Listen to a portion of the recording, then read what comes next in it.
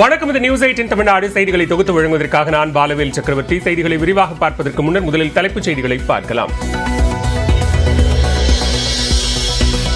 முதலமைச்சர் மு க ஸ்டாலின் அமெரிக்காவில் இருந்து கிளம்பியவுடன் கட்சியில் மாற்றங்கள் செய்ய வேண்டும். திமுக பொதுச் செயலாளர் துரைமுருகன் கோரிக்கை.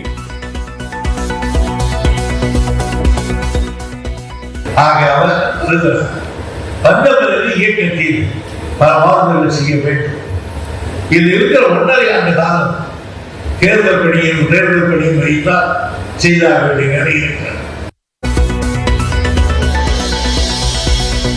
மதுரையில் தீ விபத்து நடந்தபோது சகோதரரை செல்போனில் அழைத்து உதவி கேட்ட பெண் மூச்சு திணறலுடன் கதரும் ஆடியோ வெளியானது.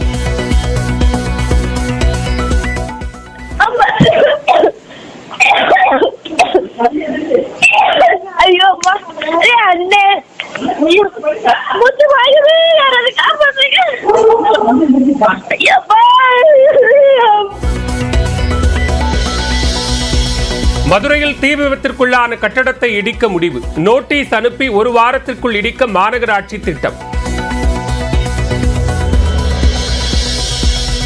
மதுரையில் விதிமீறல் தொடர்பாக 648 கட்டடங்களுக்கு அனுப்பிய நோட்டீஸ் மீது எடுக்கப்பட்ட நடவடிக்கை என்ன? ஆய்வு செய்ய குழு அமைக்கப்பட்டுள்ளதாக மாவட்ட ஆட்சியர் சங்கீதா தகவல்.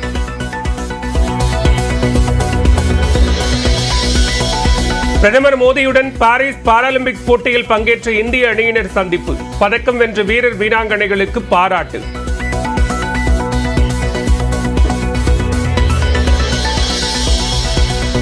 திருப்பூரில் மகாவிஷ்ணுவுக்கு சொந்தமான அறக்கட்டளை அலுவலகத்திலிருந்து ஹார்ட் டிஸ்க் பறிமுதல். காவல்துறை நேரில் அழைத்துச் சென்று விசாரிக்கும் நிலையில் நடவடிக்கை.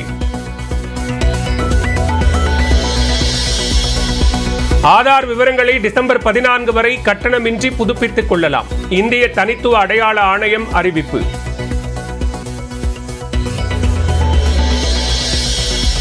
டாஸ்மாக் கடைகளை தொடர்ந்து நடத்த வேண்டும் என முதலமைச்சருக்கு எள்ளளவும் விருப்பமில்லை. விசிக சார்பில் மது ஒழிப்பு மாநாடு நடைபெறும் நிலையில் மதுவிலக்குத்துறை அமைச்சர் முத்துசாமி கருத்து. ஒரே நாளில் ஒரு உத்தரவு போட்டு முதலமைச்சர் அவர்கள் அது மூடலாம். அவருக்கு டாஸ்மாக் கடைகள் தொடர்ந்து நடக்க வேண்டும் என்பதில் எல்லளவும் விருப்பமில்லை. என்றைக்காவது ஒரு நாளைக்கு அது க்ளோஸ் பண்ணப்படணுங்கிறது தான் அவருடைய எண்ணம். மது ஒழிப்பை பற்றி பேச தகுதியான கட்சி பாமக மட்டுமே. விசிக மாநாட்டுக்கு பாமகவுக்கு அழைப்பு விடுக்கப்படாத நிலையில் ராமதாஸ் பேட்டி. தமிழ்நாட்டில் முழுமையான மதுவிலக்கை கொண்டு வருவதற்கு பாட்டாளி மக்கள் கட்சியால் மட்டும்தான் முடியும். அதை நாங்கள் சாதிப்போம். தமிழ்நாட்டில் 500 கோடி ரூபாய் முதலீடு செய்கிறது கேட்டர்பில்லர் நிறுவனம். திருவள்ளூர், கிருஷ்ணகிரி மாவட்டங்களில் கட்டுமான கருவிகள் உற்பத்தியை விரிவாக்கம் செய்ய ஒப்பந்தம்.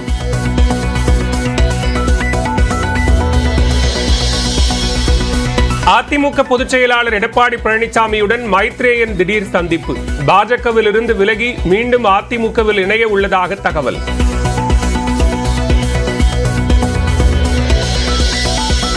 நடிகர் விஜயன் தமிழக வெற்றிக் கழகத்தின் மாநாடு அக்டோபர் 15ஆம் தேதி தள்ளி போவதாக தகவல். 23ஆம் தேதி நடத்துவதற்கு குறுகிய காலமே இருப்பதால் மாற்றப்படுவதாக தகவல்.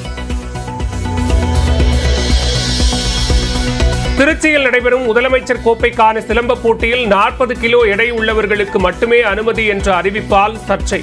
பெரும் எதிர்ப்பு கிளம்பிய நிலையில் அனைத்து போட்டியாளர்களுக்கும் அனுமதி.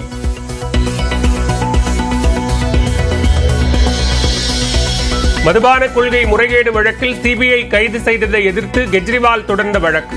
நாளை தீர்ப்பு வழங்குகிறது உச்சநீதிமன்றம்.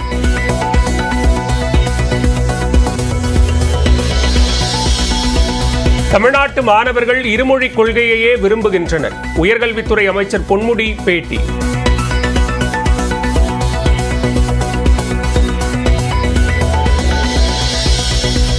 திருவள்ளூர் மாவட்டம் பள்ளிப்பட்டு அருகே 3 இளைஞர்களிடம் அமலாக்கத்துறை விசாரணை. வங்கி பரிவர்த்தனை தொடர்பாக விசாரணை நடப்பதாக தகவல்.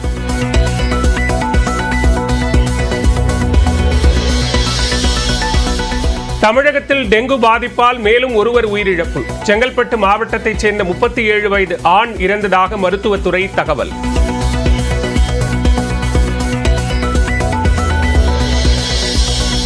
மதுபோதையில் 16 வயது சிறுவன் உட்பட 2 தாக்கியதாக புகார். தலைமறைவாக உள்ள பாடகர் மனோவின் மகன்களை கைது செய்ய காவல்துறை தீவிரம்.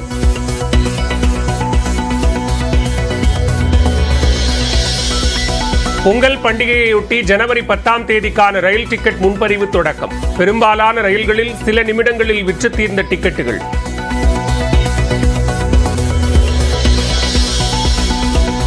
ஆண்டுகளுக்கு பிறகு இயக்குனர் சுந்தர் சி உடன் கைகோர்க்கும் வடிவேலு.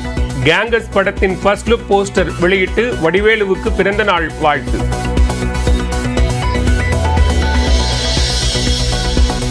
தமிழ் என பேசி வரும் நிலையில் தமிழ் எழுத்துக்களை கூட சிலருக்கு சரியாக உச்சரிக்க தெரியவில்லை. உயர்நீதிமன்ற மதுரை கிளை நீதிபதி கருத்து.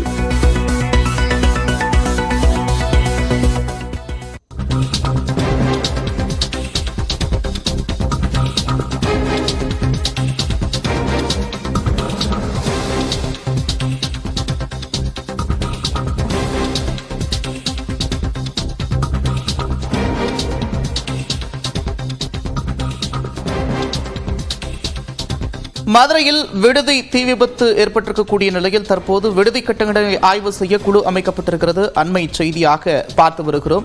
மதுரையில் விடுதியில் தீ விபத்து ஏற்பட்ட நிலையில் மகளிர் விடுதியில் தீ விபத்து ஏற்பட்ட நிலையில் 648 கட்டடங்கள் நோட்டீஸ் குறித்து ஆய்வு மேற்கொள்ள குழு அமைக்கப்பட்டிருக்கிறது. அண்மை செய்தியாக பார்க்கிறோம். இது தொடர்பான தகவலை மாவட்ட ஆட்சியர் தெரிவித்திருக்கிறார். மகளிர் விடுதியில் தீ விபத்து ஏற்பட்ட நிலையில் 648 கட்டடங்களில் ஆய்வு செய்வதற்காக குழு அமைக்கப்பட்டிருக்கிறது. அண்மை செய்தியாக பார்த்து வருகிறோம். விடுதியில் ஏற்பட்ட தீ விபத்தின் காரணமாக 2 பெண்கள் உயிரிழந்த நிலையில் 2021 பழைய கட்டடம் இடிந்து விழுந்ததில் தலைமை காவலர் ஒருவர் உயிரிழந்திருந்தார். இந்நிலையில் விடுதி கட்டடங்களை ஆய்வு செய்வதற்காக குழு அமைக்கப்பட்டிருக்கிறது. இது தொடர்பான கூடுதல் விவரங்களோடு செய்தியாளர் வெற்றி இணைகிறார். வெற்றி, விவரங்கள். நந்தா, மதுரை மாநகராட்சிக்கு எல்லைக்குட்பட்ட பகுதிகளில் குறிப்பாக மதுரை மீனாட்சி அம்மன் கோயிலை சுற்றி இருக்கக்கூடிய ஆபத்தான இடியும் நிலையில் இருக்கக்கூடிய கட்டிடங்களை அகற்றுவதற்கு கடந்த 2 ஆண்டுகளுக்கு முன்பாகவே மதுரை மாநகராட்சி சார்பில் நோட்டீஸ் வழங்கப்பட்டிருந்தது. 648 கட்டிடங்களுக்கு நோட்டீஸ் வழங்கப்பட்டிருந்தது. அப்படி நோட்டீஸ் வழங்கப்பட்ட கட்டிடங்களுடைய நிலை என்ன என்பது தொடர்பாக அடுத்தடுத்து ஆய்வுகள் மேற்கொள்ளாமல் அதனுடைய தொடர்ச்சியான பணிகள் மேற்கொள்ளப்படாமல் நிலுவையில் இருந்தது என்பது குறிப்பிடத்தக்கது. அந்த நிலையில்தான் ஏற்கனவே கடந்த ஆண்டு நோட்டீஸ் வழங்கப்பட்டிருந்த சம்பந்தப்பட்ட இன்று காலை தீ விபத்து நடைபெற்ற ஹாஸ்டல் கட்டிடம் சேர்ந்தது. அந்த கட்டிடத்துக்கு நோட்டீஸ் வழங்கப்பட்டு 1 ஆண்டாக எந்தவித நடவடிக்கையோ அல்லது மேலதிகமாக அதில் மாணவர்களோ பெண்களோ சேராமல் இருப்பதற்கான நடவடிக்கையோ மாவட்ட நிர்வாகமும் மாநகராட்சியும் மேற்கொள்ளவில்லை. அனுமதி பெறுவது தொடர்பாக, ஹாஸ்டல் அனுமதி தொடர்பாக மாவட்ட சமூக நலத்துறையும் கண்காணிக்காமல் இருந்தது. இந்த காரணத்துக்காக இந்த விபத்து நடைபெற்று 2 பேர் உயிரிழந்ததற்காக 4 பேர் சிகிச்சை பெற்றிருந்தார். இந்த சூழலில் 2 ஆண்டுகளுக்கு முன்பாக நோட்டீஸ் வழங்கப்பட்ட 648 கட்டிடங்களுடைய நிலை என்ன என்பது தொடர்பாக விசாரிப்பதற்காக மாவட்ட ஆட்சியர் சங்கீதா தலைமையிலான குழு அமைக்கப்பட்டிருக்கிறது. அந்த குழுவில் ஆட்சியர் தலைமை வகிக்கிறார். மதுரை மாநகராட்சியினுடைய ஆணையாளர், பேரிடர் மீட்பு படைத்துறை அதிகாரிகள், தீயணைப்புத்துறை அதிகாரிகள் எல்லாம் அந்த குழுவில் இடம்பெறுகிறார்கள். இந்த 648 கட்டிடங்களின் நிலை என்ன, எவையெல்லாம் அகற்றப்பட்டிருக்கின்றன, எவை அகற்றப்படவில்லை, ஏன் அகற்றப்படவில்லை என்பது தொடர்பாக விசாரித்து ஆய்வு செய்து உடனடியாக அறிக்கை தாக்கல் செய்வதற்கும் அந்த குழுவினுடைய அதிகாரிகளுக்கு மாவட்ட ஆட்சியர் உத்தரவானது பிறப்பித்திருக்கிறார். நந்தா, நன்றி வெற்றி, விரிவான விவரங்களுக்கு.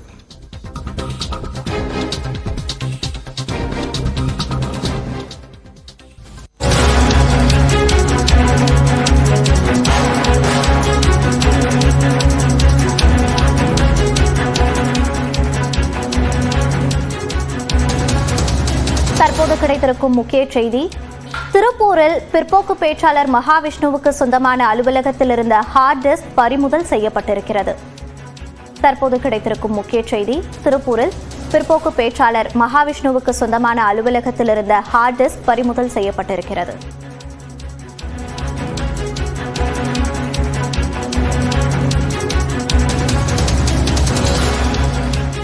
திருப்பூரில் பிற்போக்கு பேச்சாளர் மகாவிஷ்ணுவுக்கு சொந்தமான அலுவலகத்தில் இருந்த ஹார்ட் டிஸ்க் பறிமுதல் செய்யப்பட்டிருக்கிறது. தற்போது கிடைத்திருக்கும் அண்மை செய்தியாக பார்த்து வருகிறோம். சென்னையில் கைதான மகாவிஷ்ணுவை திருப்பூர் அழைத்துச் சென்று காவல்துறையினர் விசாரணை நடத்தி வருகின்றனர். அந்த வகையில் திருப்பூரில் மகாவிஷ்ணுவுக்கு சொந்தமான அலுவலகத்தில் ஹார்ட் டிஸ்க் பறிமுதல் செய்யப்பட்டிருக்கிறது.